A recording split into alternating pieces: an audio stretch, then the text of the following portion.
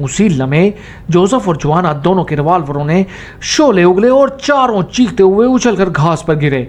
हिलती हुई घास पर जोआना ने फायरिंग जारी रखी और उस वक्त ट्रैगर से उंगलियां हटाई जब घास साख्त हो गई। आओ, ये हिट हो गए हैं, जोआना ने कहा, और फिर वो खूह से निकलकर तेजी से उस तरफ दौड़ने लगे जिधर वो गिरे थे। मार्सीला और जोसेफ भी उसके पीछे थे। घास में इन बख्शों की लाशें बिखरी हुई थीं। मार्सीला ने घास पर पड़ा हुआ रिवॉल्वर झपटा और फिर वो बगैर रुके तेजी से आगे दौड़ते चले गए। उन्हें इनकी लाशों से ज्यादा इमरान से दिलचस्पी थी। दर्रे से निकलकर मार्सीला तेजी से एक पतली सी पगडंडी पर दौड़ती हुई नीचे उतरती गई। चूंकि जोसेफ और जोआना रास्ता नहीं जानते थे, इसलिए वो इसके पीछे भागने पर मजबूर थे। पगडंडियों से उतरती हुई मार्सीला एक और पतले से ट्रैक में घुस गई। ध्यान से आना, इधर भी खाई है, मार्सीला ने अंदर दाखिल होते हुए उनसे पलट कर कहा, और जोसेफ और जोआना दोनों ने सर हिला दिए, लेकिन उनके कदम ना रुके थे। ये पतला सा दर्रा भी ऊंची घास से पुर था। दौड़ते दौड़ते मार्सीला एक मोड़ पर रुक गई और उसने अपना हाथ ऊंचा किया तो जोसेफ और जोआना दोनों ने रफ्तार आहिस्ता कर दी। यहाँ खाई है, इसकी गहराई कम है, लेकिन हमें अब यहाँ से नीचे उतरना होगा, मार्सीला ने उनके पहुंचते ही कहा, और फिर उसने दोनों हाथ बढ़ाकर एक चट्टान को बाहर को निकली हुई नोक को थामा और दूसरे लम्हे उसकी जिस्म फजा में लटक गया। उसके साथ ही मार्सीला ने यखलख्त उल्टी कलकबाजी खाई और उसका जिस्म कोस की तरह मुड़कर नीचे गया, और जोसेफ और जोआना ये देखकर हैरान रह गए कि मार्सीला के दोनों हाथ नीचे एक और नुकीली चट्टान पर जम गए थे और उसका जिस्म उसकी तरह घूमकर एक बार फिर नीचे लटक गया था। हैरत अंगेज, ये लड़की वाकई जंगल क्वीन है, जोआना ने बेख्तियार हैरान होते हुए कहा, और जोसेफ ने भी उसकी तरह सर हिलाया, जैसे वो भी मार्सीला की इस हैरत अंगेज फुर्ती पर और महारत की दाद दे रहा हो। मार्सीला ने एक बार फिर कलाबाजी खाई और इस बार उसका जिस्म काफ़ी गहराई तक गिरता गया, लेकिन उसने एक बार फिर एक नुकीली चट्टान थाम ली और उसका जिस्म एक बार फिर लटकने लगा, लेकिन अब वो काफ़ी गहराई में पहुंच चुकी थी। अभी मत आना, मुझे नीचे जाने दो, मार्सीला ने नीचे से चीख कर कहा, और इस बार उसने कलाबाजी खाने की बजाय हाथ छोड़ दिए और अपने जिस्म को जोर से झकोला दिया, और दूसरे लम्हे उसका जिस्म किसी भारी चट्टान की तरह सीधा नीचे गिरता गया।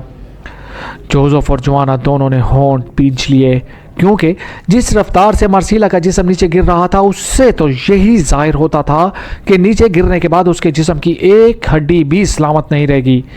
लेकिन उसी लम्हे धप की जोरदार आवाज़ उन्हें सुनाई दी और मार्सीला का जिस्म एक झाड़ी में गायब हो गया। लेकिन फिर उसका जिस्म बाहर को उछला और अब मार्सीला किसी नन्ही बच्ची की तरह नीचे गहराई में खड़ी साफ दिखाई दे रही थी, और वो दूर से उस लम्हे हाथ हिला रही थी। उसकी हल्की सी आवाज़ सुनाई दी, यहाँ झाड़ी के पास एक दलदल है, मैं इसके दूसरे किनारे पर खड़ी होकर हाथ हिलाऊंगी, तुम छलांग लगा देना, मार्सीला ने कहा। और फिर जोसेफ और जोआना के हाथ उठाकर इशारा करने पर उन्होंने कि उसकी आवाज़ सुन ली है, वो दौड़ती हुई झाड़ी की दूसरी तरफ गई और फिर एक जगह रुककर उसने वो दोनों हाथ उठाकर हिला दिए। सही जंप लगाना, ज़रा सी गलती से एक हड्डी भी सलामत ना बचेगी, जोआना ने जोसेफ से कहा, और जोसेफ ने सर हिलाता हुआ वो पीछे हटता चला गया। दूसरे लम्हे वो दौड़ता हुआ खाई के किनारे पर आया और उसका जिस्म किसी परिंदे की तरह तैरता हुआ नीचे दूर खड़ी मार्सीला की तरफ बढ़ता गया। जोआना होंठ पीछे खामोश खड़ा उसे देख रहा था। ये वाकई इंतहाई खौफनाक और अंधी छलांग थी, लेकिन दूसरे लम्हे जोआना के भिंचे हुए होंठ खिल गए, क्योंकि जोसेफ का जिस्म ठीक उस जगह पर गिर रहा था, और उसके साथ ही जोसेफ के जिस्म ने कलाबाजी खाई और वो सर के बजाय पैरों के बल नीचे गिरते हुए झाड़ियों के पीछे गायब हो गया। मार्सीला भी झुककर झाड़ी के पीछे गायब हो चुकी थी। वो शायद जोसेफ को दलदल से बाहर खींचने के लिए झुकी थी, और फिर चंद लम्हों बाद दोनों के सर उभरे। जोसेफ और मार्सीला दोनों ही साथ खड़े थे। इस बार दोनों ने ही अपने हाथ उठा लिए थे। चल जोआना, अब तुम्हारी बारी है, जोआना ने बुड़बुड़ाते हुए कहा और पीछे हटता चला गया। जरा दूर हटकर उसने एक लम्हे के लिए जाविये और फासले का अंदाजा किया और दूसरे लम्हे वो खाई के किनारे की तरफ दौड़ता चला गया। एक झटके में उसने कदमों ने जमीन छोड़ दी और वो हवा में तैरता हुआ नीचे गिरता चला गया। मार्सीला और जोसेफ के जिस्म तेजी से बड़े होते जा रहे थे। जवाना को यूं महसूस हो रहा था जैसे उसके जिस्म में दौड़ता हुआ खून यखलक मुंजमद हो गया है। पलक झपकने में वो झाड़ी के ऊपर पहुंचा और उसके साथ ही उसने जिस्म को तेजी से मोड़कर कलबाजी खाई और फिर उसके पैर नरम दलदल में धंसते चले गए। ऊंची छलांग और वजन की वजह से वो इंतहाई तेज रफ्तारी से दलदल के अंदर उतरता चला गया था, लेकिन फिर एक झटके से उसका जिस्म रुक गया। दलदल की गहराई ज्यादा ना थी, जवाना कंधों तक दलदल में डूब चुका था। जोरदार झटके की वजह से उसका जिस्म एक लम्हे के लिए साकत हुआ, लेकिन दूसरे लम्हे उसे ऐसा महसूस हुआ जैसे उसके जिस्म को जरा सा ऊपर को धकेला गया हो। उसी लम्हे उसके पैर फैले हुए बाजू को एक झटका लगा और उसका जिस्म तेजी से दलदल से बाहर निकलता चला गया। जोसेफ झुककर उसका बाजू पकड़कर बाहर खींच रहा था और चंद लम्हों बाद जवाना सही सलामत दलदल से बाहर निकल आया। गुड गॉड, ये मेरी जिंदगी का सबसे अनोखा तजुर्बा है, जवाना ने एक तवील सांस लेते हुए कहा। उसके साथ ही उसने ऊपर देखा तो उसे बेख्तियार झुरझुरी सी आ गई। जिस जगह से उन्होंने छलांग लगाई थी वो किसी पहाड़ी की चोटी की तरह बुलंद नजर आ रही थी। ये कारनामा मार्सीला का है, वरना हम शायद ही इस तरह नीचे उतर सकते, जोसेफ ने मुस्कुराते हुए कहा और जवाना ने सर हिला दिया। इधर आओ, वो जगह इस तरफ है जहां इमरान गिरा था। मार्सीला ने इनकी बात का जवाब देने की बजाय एक तरफ इशारा करते हुए कहा और फिर वो तीनों उस तरफ को दौड़ पड़े जिधर चट्टानें थीं। मार्सीला इस सुरंग में दाखिल हो गई और अभी जोसेफ और जवाना सुरंग में दाखिल हो ही रहे थे कि मार्सीला की जोरदार चीख इनके कानों से टकराई और साथ ही अजदहे की खौफनाक फंकार से सुरंग गूंज उठी। सामने फन फिलाए खौफनाक अजदहा सुरंग में उतरा हुआ खड़ा था। उसकी आंखें हीरों की तरह चमक रही थीं। फिर इससे पहले कि जोसेफ मार्सीला को संभालता, अजदहे ने खौफनाक फंकार मारते हुए उन पर हमला कर दिया, लेकिन उसी लम्हे सुरंग फायरिंग की आवाज से गूंज उठी और उन पर हमला आवर अजदहे का चौड़ा फन यखलख्त एक झटके से पलट कर पीछे गिरा। लेकिन फिर उतनी तेजी से उसका फन दोबारा मुड़कर आगे की तरफ आया, लेकिन फायरिंग की आवाज एक बार फिर गूंजी और फन बेजान होकर दरमियान में ही जमीन पर गिर गया। रिवॉल्वर की ताकतवर गोलियों ने उसके फन और सर के परखच्चे उड़ा दिए थे। यह फायरिंग जवाना ने की थी, जिसने रिवॉल्वर अंडरवेयर में अड़सा हुआ था। शुक्र है गोलियां चल गईं, वरना मुझे खतरा था कि दलदल में गिरने की वजह से जाम ना हो गया हो, जवाना ने मुस्कुराते हुए कहा और जोसेफ ने सर हिला दिया। मार्सीला का जिस्म जोसेफ के चट्टान जैसे सीने से लगा हुआ अभी तक कांप रहा था। आगे चलो, वो खत्म हो गया है, जोसेफ ने उसे हटाते हुए कहा और मार्सीला ने तेज तेज सांस लेते हुए मुंह फेरा और फिर उछलकर आगे बढ़ी। अजदहे का जिस्म तकरीबन पूरी तरह सुरंग में फैला हुआ था। वो इसके चिकने जिस्म को फलांगते हुए चंद लम्हों में सुरंग से दूसरी तरफ खुली जगह पर निकल आए। वो सामने वो जगह है जहां इमरान गिरा था, वो इसकी झलक मैंने देखी थी, मार्सीला ने चीख कर एक तंग सी जगह की तरफ इशारा करते हुए कहा और वो तीनों ही अपनी पूरी कुव्वत से उस तरफ दौड़ पड़े और चंद लम्हों बाद वाकई वो ऐन इस पतले दर्रे की खौफनाक खाई के बिल्कुल नीचे पहुंच गए, लेकिन वहां इमरान जिंदा या मुर्दा मौजूद ना था। ओह, फैलकर उसे ढूंढो, हो सकता है वो बच गया हो, जोसेफ ने बड़े खुलूस भरे लहजे में कहा और वो तीनों फैलकर इधर उधर इमरान की तलाश में मसरूफ हो गए। चूंकि यहाँ किसी किस्म का कोई खतरा ना था, इसलिए वो एक दूसरे की नजरों से भी चट्टानों की ओट में आकर ओझल हो जाते थे। मार्सीला दाएं तरफ काफ़ी आगे जा चुकी थी, जबकि जोसेफ और जवाना बाएं तरफ घूम रहे थे कि अचानक दूर से उन्हें मार्सीला की खौफनाक चीख सुनाई दी और उसके साथ ही किसी के दम से गिरने की आवाज़ सुनाई दी और जोसेफ और जवाना उछलकर बिजली की सी तेजी से उस तरफ दौड़ पड़े। इनके पैरों में जैसे पंखे लग गए थे और फिर जैसे ही वो एक पहाड़ी की ओर से निकले, अचानक दो साए उन पर झपटे और वो दोनों तेज रफ्तारी की बिना पर जरब खाकर मुंह के बल पत्थरों के ऊपर इस तरह गिरे कि उन्हें अपने चेहरे बचाने मुश्किल हो गए और फिर जैसे ही वो नीचे गिरे, उनके सरों पर कयामत टूट पड़ी। उन्हें यूं महसूस हुआ जैसे पूरा पहाड़ उनके सरों पर आ गिरा हो और उसके साथ ही उनके हवा अल्फाज उनका साथ छोड़ गए। वो तरीकी की खौफनाक तह में उतर चुके थे। जूलिया टेक चंद के साथ चलती हुई स्नान के लिए पहाड़ी के किनारे पर बने हुए कमरे की तरफ बढ़ी चली जा रही थी कि अचानक उस पर जाल आ गिरा और जूलिया इस जाल में फंसकर बेख्तियार चीखती हुई जमीन पर गिरी ही थी कि दूसरे लम्हे उसका जिस्म फजा में उड़ता गया। उसे यूं महसूस हुआ जैसे वो अचानक जमीन से उछलकर फजा में उड़ती चली गई हो।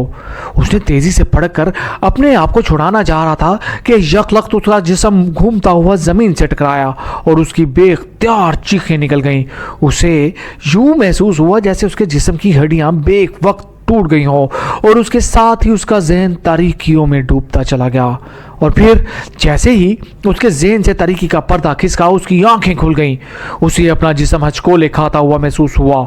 उसने बड़ी मुश्किल से अपने हलक से निकलने वाली कर्राह को रोका क्योंकि लाशऊरी हालत में भी उसने ये चेक कर लिया था कि वो जाल में फंसी गठरी बनी हुई एक दो हैकल आदमी की पुश्त पर मौजूद थी।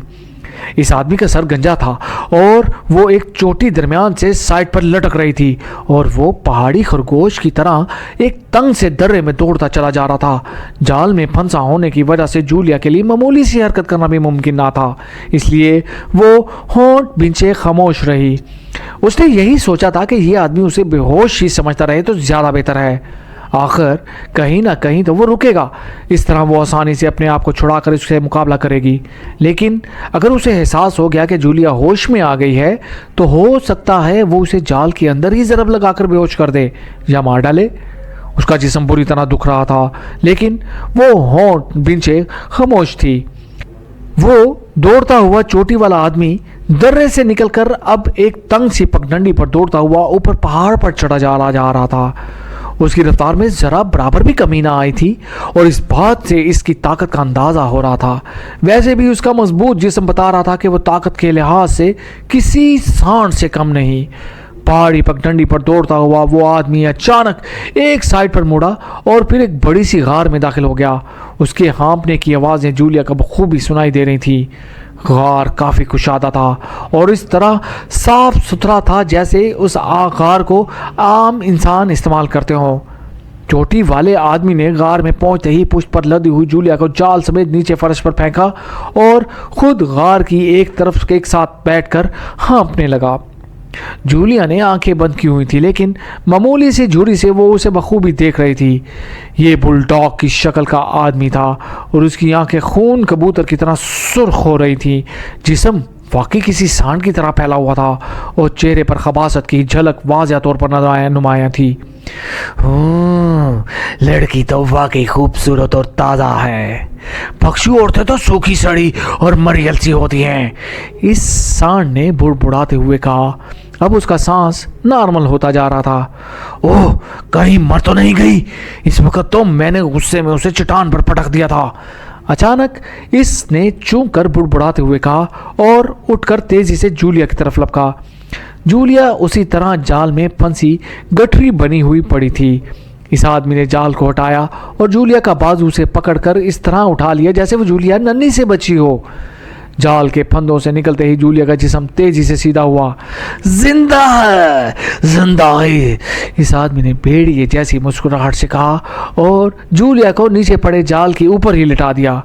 लेकिन दूसरे ही लम्हे वो बुरी तरह चीखता हुआ लड़खड़ा कर पीछे दीवार से जाके लगा। जूलिया ने सीधा होते ही यख दोनों पैर जोड़कर अपने ऊपर झुके हुए सांड के सीने पर पूरी कुव्वत से ज़रब लगा दी थी और इसके साथ ही वो कलाबाजी खाकर सीधी खड़ी हो गई। अचानक और भरपूर ज़रब खाकर वो आदमी चीखता हुआ पीछे दीवार से जा तो लगा था लेकिन उसके चेहरे से तकलीफ के ज़रा बराबर भी आसार नमूदार ना हुए थे, बल्कि उसकी जलती हुई आंखें यख भड़कने लगी थी। खासी जोरदार भी हो, ये तो और भी अच्छा है। खशेब को ऐसी औरतें पसंद है जो शेरनी की तरह लड़ सकती हैं, उसने होंठ भींचते हुए कहा। अब तुम मुझे हाथ लगा कर देखो, जूलिया ने काट खाने वाले लहजे में कहा और खशेब इस तरह खिलखिलाकर हंस पड़ा जैसे जूलिया ने उससे बचकाना मजाक किया हो। खूबसूरत लड़की, मेरा नाम खशेब है। खशेब, तुम नन्ही सी चिड़िया हो, अभी देखना मैं तुम्हारे पर किस तरह नोचता हूँ, खशेब ने कहा और उसके साथ ही उसने इंतहाई फुर्ती और महारत से जूलिया पर हमला कर दिया। लेकिन अब जूलिया संभली हुई थी और शायद खशेब को इल्म ना था कि ये नन्ही मुन्नी चिड़िया मार्शल आर्ट में खासी महारत रखती है। इसलिए उसने जैसे ही जूलिया पर हमला किया, जूलिया बिजली की सी तेजी से उछलकर ना सिर्फ एक तरफ हटी बल्कि उसकी लात कोस की सूरत में घूमती हुई खशेब के पहलू से टकराई। खशेब 2 कदम आगे को बढ़ गया, लेकिन उसके जिस्म में वाकई सांड जैसी ताकत थी। उसने जोरदार ज़रब खाने के बावजूद बिजली की सी तेजी से पलटकर बाजू लहराया और जूलिया बेख्तियार चीखती हुई उछलकर गार के कोने में जा गिरी। जूलिया को ऐसे महसूस हुआ था जैसे कोई शहतीर पूरी कुव्वत से उसके जिस्म से टकराया हो। हा हा हा हा, देखा नन्ही चिड़िया, खशेब ने बेख्तियार कहका लगाते हुए कहा। उसे वाकई अपनी ताकत पर बेहद घमंड था, इसलिए उसने जूलिया के गिरते ही उस पर हमला ना किया बल्कि कहके लगाता हुआ कदम ब कदम उसकी तरफ बढ़ने लगा, जैसे उसे यकीन हो कि वो आसानी से जूलिया का दबोच लेगा। जूलिया नीचे गिरकर इस तरह पड़ी रही और फिर जैसे ही खशेब कदम बढ़ाता उसकी तरफ बढ़ने लगा, जूलिया चौखलक बिजली के कोंदे की तरह उछली और इस बार फिर उसके जुड़े हुए पैरों की जोरदार ज़रब खशेब की नाक पर पड़ी और पूरी कुव्वत से पड़ी। ये ज़रब इस कदर जोरदार थी कि खशेब बेख्तियार चीखता हुआ पुश्त के बल नीचे फर्श पर गिरा। उसके गिरने से गार में ऐसा धमाका हुआ जैसे कोई भारी चट्टान गिरी हो। अब अपना हश्र देखना मिस्टर सांड, जूलिया ने हॉर्न बीचते हुए कहा और फिर जैसे ही खशेब उछलकर खड़ा होने लगा, जूलिया की लात तेजी से घूमी और खशेब की कनपटी पर जोरदार ज़रब पड़ी और वो एक बार फिर वहीं धम से गिरा।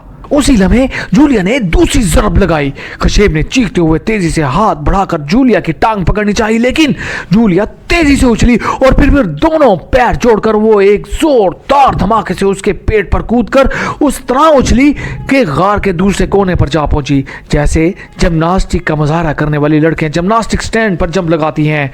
खशेब एक बार फिर चीखा और इस बार उसने ज्यादा तेजी से उठने की कोशिश की, लेकिन फिर इससे पहले कि वो उठकर खड़ा होने में कामयाब होता, जूलिया ने झुककर एक बड़ा सा पत्थर उठाया और पूरी कुव्वत से खशेब की दोनों टांगों पर दे मारा। वजनी पत्थर एक जोरदार धमाके से उसकी रानों पर गिरा और खशेब इस बुरी तरह चीखा कि गार लरसने लग गई। उसने हाथ मारकर पत्थर तो हटा दिया, लेकिन अब वो उठकर खड़ा होने के काबिल ना रहा था। उसकी दोनों रानों की हड्डियां इस पूरी तरह भरपूर ज़रब ने तोड़ दी थी। मैं चाहती तो इस पत्थर से तुम्हारा सर कुचल देती, लेकिन मैंने तुमसे मालूमात हासिल करनी है और अब तुम चाहे चीखो चिल्लाओ, मैंने तुम्हारी एक एक हड्डी तोड़ देनी है। जूलिया ने भागकर एक बार फिर वो भारी पत्थर उठाते हुए चीखकर कहा और दूसरे लम्हे उसने पूरी कुव्वत से फड़कते हुए खशेब के फैले हुए बाजू पर वो पत्थर दे मारा। खशेब का जिस्म बुरी तरह उछला और साथ ही उसके हलक से रूह फरसा चीख निकली। उसका चेहरा तकलीफ की शिद्दत से बुरी तरह मसक हो गया। बाजू की हड्डी ना सिर्फ 2 जगह से टूट गई थी, बल्कि इस भारी पत्थर ने उसके बाजुओं को बुरी तरह कुचल दिया था। जूलिया भागकर उसके बाजू पर पड़ा हुआ पत्थर उठाने के लिए लपकी थी कि यखलक वो उछलती हुई उलटकर खशेब के जख्मी जिस्म पर जा गिरी। खशेब ने इस कदर जख्मी होने के बावजूद उसे पूरी कुव्वत से झटका दिया था और जूलिया यखलक नीचे झुक जाने की वजह से उलटकर उसके जिस्म पर जा गिरी थी। उसी लम्हे खशेब ने बिजली की सी तेजी से अपने ऊपर वाले जिस्म को दूसरी तरफ मोड़कर जूलिया की टांगे अपने भारी जिस्म के नीचे दबाकर उसे मुंह के बल नीचे गिराने में कामयाब हो गया। उसके साथ ही उसने अपना दस्ते बाजू हवा में उठाकर पूरी कुव्वत से जूलिया की रीढ़ की हड्डी पर मारना चाहा, लेकिन इससे पहले कि उसका खौफनाक मुक्का जूलिया की रीढ़ की हड्डी पर पड़ता, जूलिया का ऊपर वाला जिस्म जो खशेब की गिरफ्त से आज़ाद था तेजी से मुड़ा और जूलिया ने दोनों हाथ उठाकर इसके नीचे आते हुए बाजू को एक हाथ पर रोका और दूसरे हाथ की हथेली पूरी कुव्वत से उसकी नाक पर जमा दी और खशेब के हलक से एक बार फिर चीख निकली और इसके साथ ही जूलिया ने वापस मुड़कर अपने जिस्म को जोर से झटका देकर खशेब के जिस्म के दबाव से आजाद करा लिया। जूलिया ने वाकई हैरत अंगेज महारत और फुर्ती का मुजाहरा किया था। उसका ऊपर वाला जिस्म किसी बल खाई हुई रस्सी की तरह मुड़ गया, वरना उसकी जगह कोई भारी जिस्म का आदमी होता तो वो इतनी तेजी से अपने जिस्म को ना मोड़ सकता और नतीजे के तौर पर लाजमन अपनी रीढ़ की हड्डी तोड़वाकर बेकार हो जाता। खशेब की नाक की हड्डी टूट गई थी और उसकी नाक से खून किसी फव्वारे की तरह निकलने लगा था। अब वो वाकई बुरी तरह फड़क रहा था। जूलिया ने सीधे खड़े हुए ही उछलकर पैर की जरब उसकी गर्दन लगभर मारी और फिर दौड़कर उसने कोने में पड़ा हुआ एक और पत्थर उठा लिया। ये पत्थर गो हुजम में पहले से छोटा था, लेकिन उसके बावजूद वजन में तकरीबन बराबर था। दूसरे ही लम्हे ये पत्थर खशेब के बाजू पर गिरा और फड़कता हुआ जिस्म साकत हो गया। वो बेहोश हो चुका था। जूलिया ने तेजी से आगे बढ़कर इस पत्थर को दोबारा उठाया, एक बार फिर पूरी कुव्वत से उसके बाजू पर मार दिया। दूसरे बाजू की हड्डी भी कई जगह से टूट चुकी थी और वो बाजू भी कुचला गया था। जूलिया दूसरी जरब लगाने के बाद चंद लम्हे गार की दीवार के साथ खड़ी जोर जोर से हाँफती रही। फिर वो तेजी से गार से बाहर निकली और फिर उसने इधर उधर का जायजा लेना शुरू कर दिया। वो माहौल को पहचानना चाहती थी, लेकिन जाहिर है ये जंगल और पहाड़ियां उसके लिए कतई अजनबी थीं। उसे तो सिर्फ इस हद तक रास्ता याद था जहां से उसे होश आया था। उसने खशेब का सर भी इसलिए ना कुचला था कि वो इससे वापसी का रास्ता मालूम करना चाहती थी, क्योंकि उसे मालूम था कि रास्ता भटक जाने के बाद इस खौफनाक जंगल में उसका जिंदा बच जाना महाल हो जाएगा। वो वापस पलटी और सीधी जमीन पर पड़े हुए खशेब के सर पर पहुंच गई।